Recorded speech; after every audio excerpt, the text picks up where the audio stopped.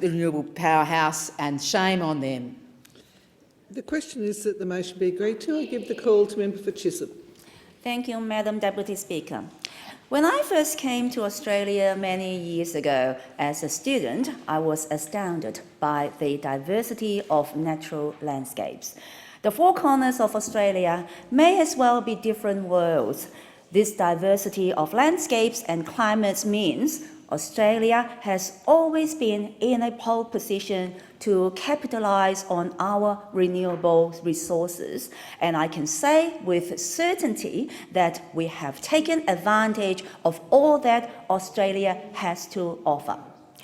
Madam Deputy Speaker, did you know that 1 in 4 Australians turn Australia's baking sun into electricity? Indeed, we have the highest update of household solar in the world.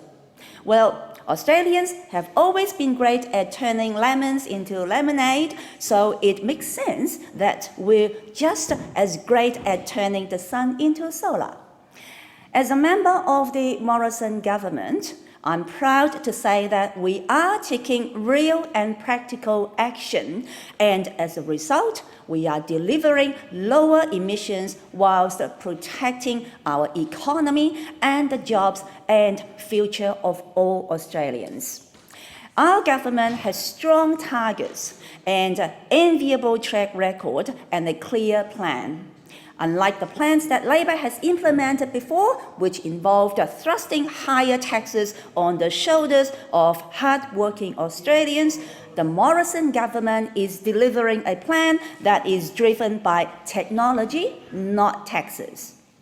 We are building ourselves out as a world leader in renewable resource technology.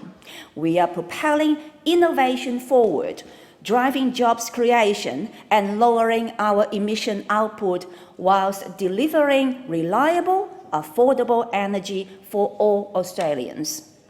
Investment into renewables has been a priority for Australia.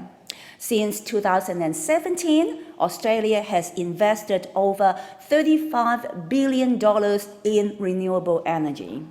On a per capita basis, Australia is ahead of countries like the United States, France, and Japan, and more than double the per capita investment of countries like China, Germany, and Canada. These are achievements Australians can be proud of. Our investment in renewables doesn't end there.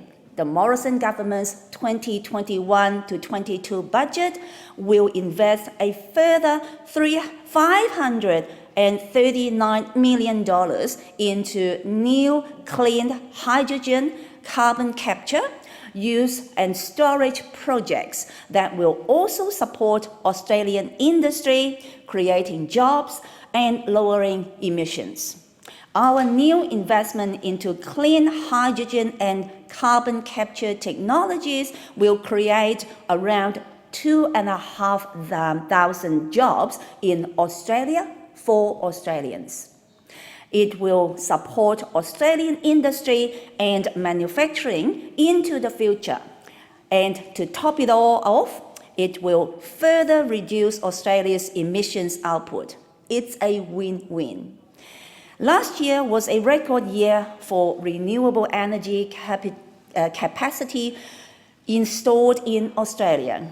The Clean Energy Regulator reports that 7 gigawatts of new renewable capacity was installed in 2020, which is 11% above the previous record in 2019.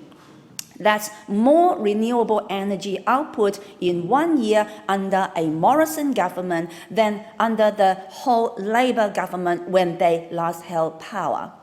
I want to be very clear. Unlike Labor, our government won't try to reduce emissions by compromising our export industries and hard-working Australian families that depend on those industries. We have and will continue to lower emissions while ensuring that those who work in export industries can still provide for their families. Our promise to Australians is that we won't raise taxes to get the job done, and we will still do it better than what any Labor government can hope to do. Give the call to